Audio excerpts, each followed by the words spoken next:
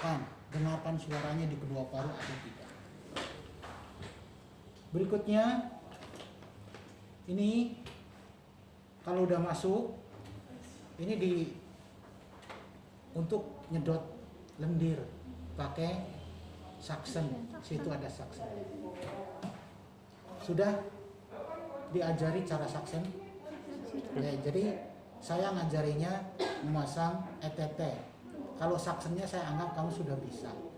Oke, jadi setelah ini dipasang, disuction sampai bersih, baru dihubungkan dengan oksigen ini supaya bisa bernafas. Kalau orangnya tidak bisa bernafas karena tumor, karena kanker, juga pakai ini. Lolot dan bakso, ya ini juga, itu ya. Tidak sadar pakai ini. Jadi ini untuk bantuan nafas yang tidak bisa nafas. Disambungkan dengan selang. Biasanya selangnya masker seperti ini atau B nasal. Yang ini harus dimodifikasi. Ini masuknya sini berarti ini harus ada sambungannya yang ke humidifiernya. Masukkan seperti ini masuk, disambungkan lagi. Ada konektornya. Tapi di sini enggak ya. Nanti anggap saja konektornya ada. Kamu kalau nggak ada, modifikasi buat 2 selang, jadikan gabung jadi satu, satunya nanti masuk ke sini. Kemudian kalau orangnya tidak sadar dan tidak bisa bernafas, maka ini nafasnya harus diganti dengan mesin. Mesin untuk bernafas namanya ventilator yang sudah saya ajarkan. Jadi di ventilator itu nanti diatur nafasnya mau pakai mesin sepenuhnya atau nafasnya menggunakan separuh mesin, separuh kemampuannya pasien. Itu diatur di sana. Modenya ada, seperti kamu ngatur tetesan infus, serimpa maupun pengaturan titrasi obat. Nah tinggal dilihat nanti monitornya gitu ya. Cari mode pakai yang standar. Nah kalau sudah bisa bernafas sendiri, baru mesinnya dimatikan, dia latihan bernafas sendiri. Namanya penyapihan, weaning. Oke, jadi alatnya ini sudah bisa masang oksigennya ya. Kalau oksigen saya nggak ngajarin, nanti kamu atur oksigennya sesuai dengan perintah. Misalkan 7 liter, 10 liter. Kalau disambungkan dengan ventilator, dilihat ventilatornya. Biasanya diinstruksikan pasang ventilator mode ini.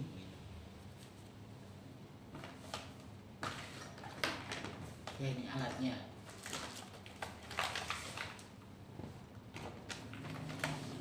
Berikutnya untuk masang ini, pasiennya yang tidak bisa mangap sendiri menggunakan laryngoskop. Ini namanya laryngos. Ukurannya banyak.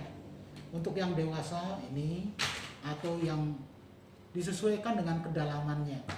Ini ukurnya biasanya sampai mana?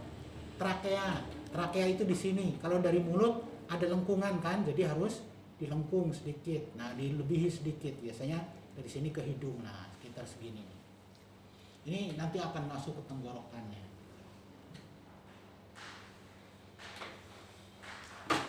Ini masangnya ke sini.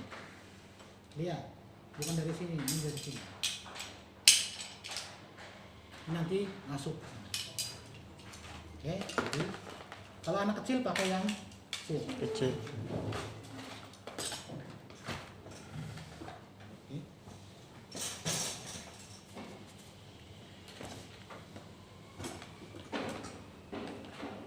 Saya demonstrasikan.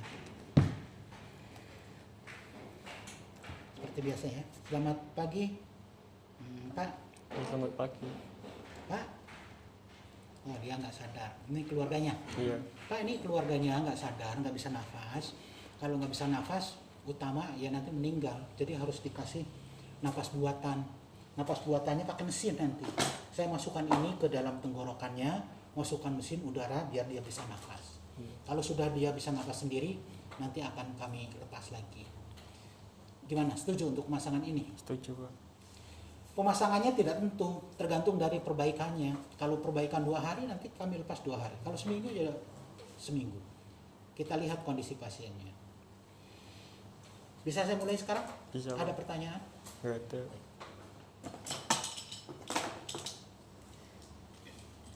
Ini lidahnya kalau jatuh diangkat, kemudian ditarik ke belakang ini. Ini masangnya di tengah-tengah.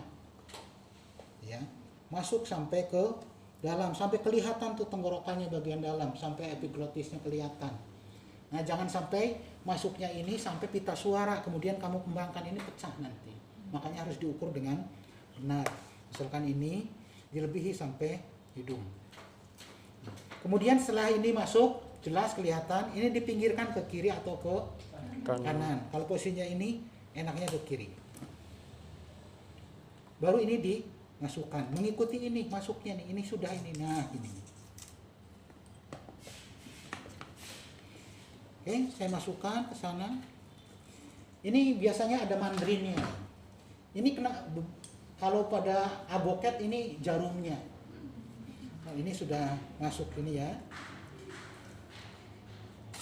Kenapa ini? Supaya bisa melengkung-melengkung kayak gini.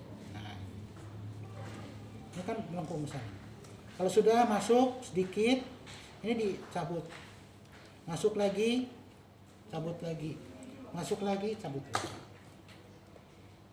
Sudah sesuai ukuran tadi, masuk. Oke, saya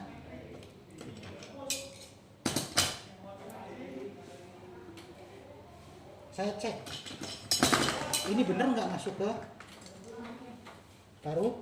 Paru-paru. Paru-paru artinya bukan masuk ini langsung ke paru-paru, tapi masuk trakea. Berarti kalau ada trakea, ada udara dari sini, ada bisa menghembus.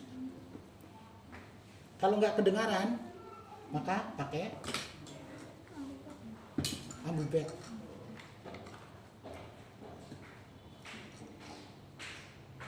Nih, kan? Terdengar nggak suara udaranya masuk? Gitu ya. Satu lagi. Tekan lagi. Pastikan bahwa udara itu terdengar. Kalau belum, jangan ini. Harus diubah lagi ini posisinya, berarti belum masuk. Ini terdengar semua.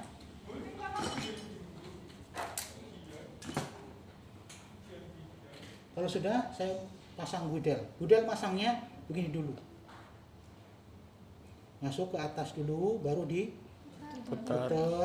Jangan ditekan, putar dulu baru masukkan pelan-pelan.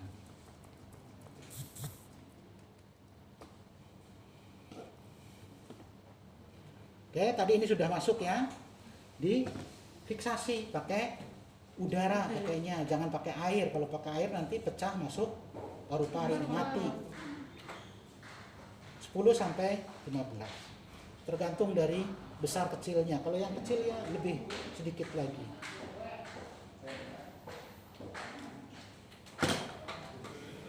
Oke, saya saksen.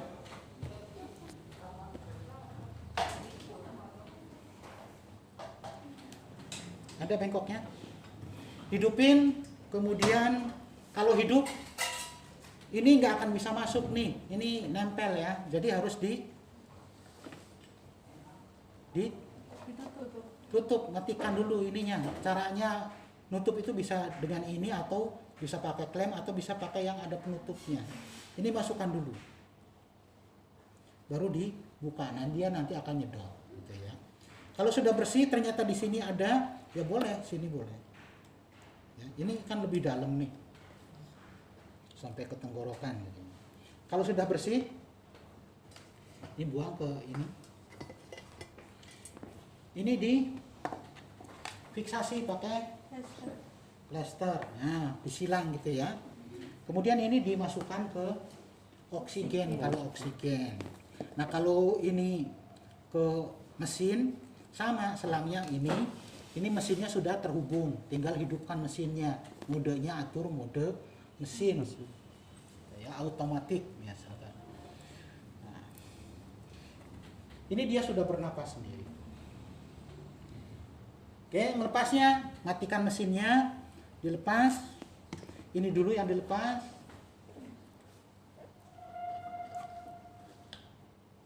Kemudian ambil ini, sama seperti kateter, diambil udaranya.